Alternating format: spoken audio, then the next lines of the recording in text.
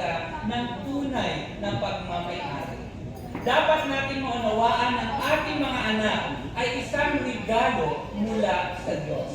Ng ating mga anak ay hindi natin pagmamayari. Bagkus, ito ay pagmamayari ng Diyos. At binigyan lang tayo ng Diyos ng pribilehiyo o pagkakataon upang mahalin at turuan ang ating mga anak. Ngunit ito ay sa kadahilanan na siya ay pagmamayari ng Diyos. Kaya ang ating mga anak ay dapat natin mahalin, aalagaan, dahil hindi natin ito pagmamayari. Ito ay kaloob ng Diyos sa bawat isa sa atin. Ang mga anak ay hindi lamang bunga ng pagsasama ng mag-asawa, kundi ito ay kaloob ng Diyos sa atin. Ito ay nagpapakita ng pamumuno ng Diyos sa buhay at pagkalikha na siyang ibinibigay sa atin. Sabi sa kasabihan na it takes a village to raise a king. Ngunit ang katotohanan, kailangan ng bata ng isang magulang upang lumaki ng tama. Tayo bilang mga magulang, nasa atin ang responsibilidad upang palakahin ang ating mga anak. Sabi sa Efeso chapter 6 verse 4, mga magulang, huwag ninyong ibuyo sa paghihimagsik laban sa inyo ang inyong mga anak.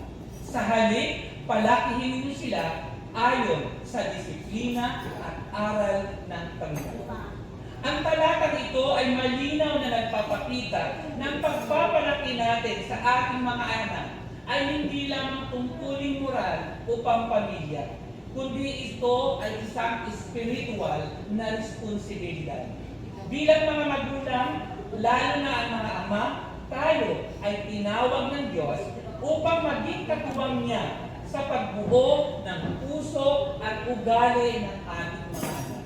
Kaya bilang mga ama, nasa atin ang responsibilidad upang disiplinahin ang ating mga anak.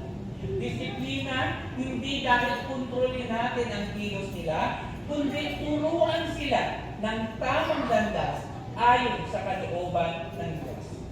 Kaya bilang mga magulang, nasa atin ang responsibilidad upang mapalaki natin ng tama ang ating mga anak.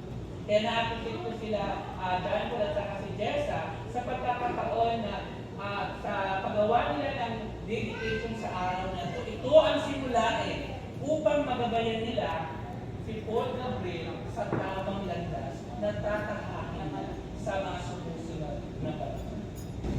Sa bahagi ito naman, ay bigyan natin ng pagkakataon si Dan Paul at saka si Jessa na magbigay ng kanilang personal vow para sa kanilang anak. So, pakinggan natin sila. Hello. Good morning, everyone. Unang-una, nagpapasalamat po sa Panginoon kasi binigay niya itong araw na to para kay Paul Gabriel.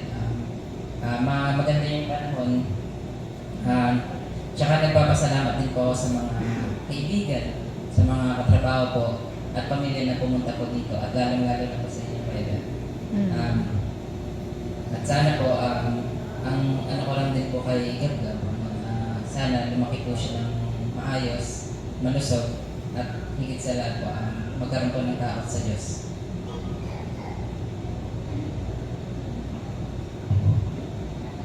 Message ko sa anak ko kay Gab, ayun, sana may lumaki siyang may takot sa Diyos, yun yung number one, maging masulungin. So, hindi mabait. Ayan, maraming salamat po. So, nais ko lang kayong tanungin ng dalawang katanungan. So, una, nangangako ba kayo na palakihin ang inyong anak na may takot sa Diyos, ituturo sa kanyang Biblia, at magpakita ng magandang halimbawa sa maayos na pagdating?